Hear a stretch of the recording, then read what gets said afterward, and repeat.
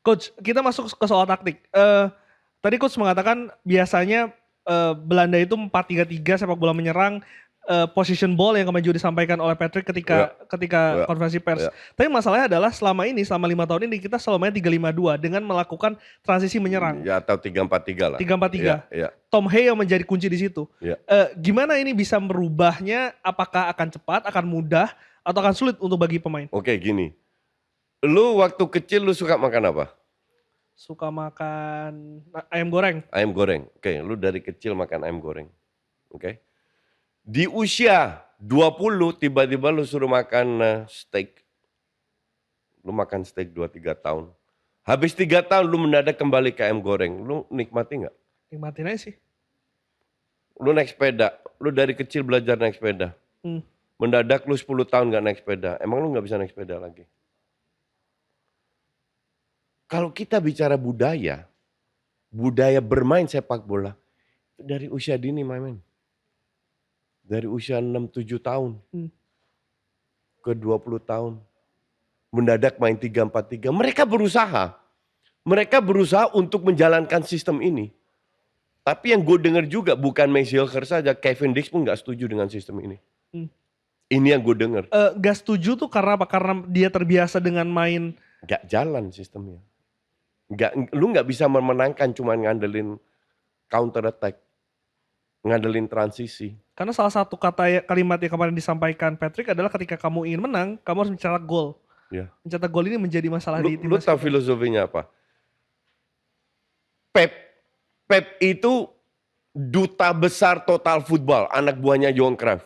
Yang mempromosikan total football itu di era 10 tahun terakhir itu namanya Pep Guardiola.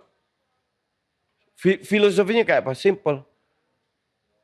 Kalau kita mau menang, kita nggak boleh kebobolan. Betul? Betul. Kalau kita nggak kebobolan, kita harus pegang bola. Karena kalau kita pegang bola, kita nggak kebobolan. Lahirlah itu ball possession banyak. Iya kan? Tujuannya apa? Biar nggak kebobolan. Nah, habis pegang bola, next step-nya adalah meng-create peluang. Create peluang bisa dari segala segi. Nah, ini nanti akan diterapkan. Create peluang dan cetak gol. Ultimate-nya ball possession, create peluang, cetak gol. Secara kualitas kita menunjang untuk itu, Coach. Untuk filosofi itu. Iya, karena lawan kita juga sama levelnya. Beda kalau lu main ball possession, lawan lu Itali, Spanyol, Jepang. Lu di press, panik, hilang bola, selesai. Lawan kita kan gak segitu. Jepang udah kita abaikan kan. Jepang sapu bersih pasti rank 1. Yeah. Oke. Rank 2 ini kan 6 pertandingan 1 kali menang, masih selisih 1 poin loh. Artinya semua masih terbuka. Bukan karena kita pasti lolos. Enggak. Tapi probabilitasnya. Nah, inilah gambling yang diambil oleh Erick Thohir. Dan in this case gue setuju. Nah, sebenarnya ini udah berkali-kali gue bilang, Glenn. Bahasa itu penting. Budaya itu penting. Dan bermain bernyerang. Karena mereka dari kecil udah biasa main 4-3-3. Itu udah kalau nonton ngikutin gue udah berkali-kali gue bilang. Coach, yang jadi pertanyaan juga kemarin soal 4 back dan juga 3 back. Kita tahu Rizky Ridho kan di Persija main 3-5-2. Jayit Ses di Venezia main 3-5-2. Apa yang akan membedakan ketika filosofi ini diterapkan dengan 4 back? Dengan selama ini kita main 3 back? Sebenarnya bukan masalah 3-4 back. Masalah intensi menyerang atau bertahan. Di kita 3 back ini pasif di belakang gak maju. Arsenal juga sebenarnya main 3 back. Tapi maju, Gabriel maju, ini maju, semua maju. Itu Itses juga maju, Mace juga maju. Kalau di sini mereka lebih pasif untuk menerima serang, siap untuk diserang, kasarnya begitu. Enggak. Jadi 3-4 back itu kan cuma line up. Gue bisa pasang 4 back, Dix masuk ke dalam, ujungnya 3 back juga di belakang. Yeah. Atau wingernya keluar, Ivar agak turun, 3 back juga.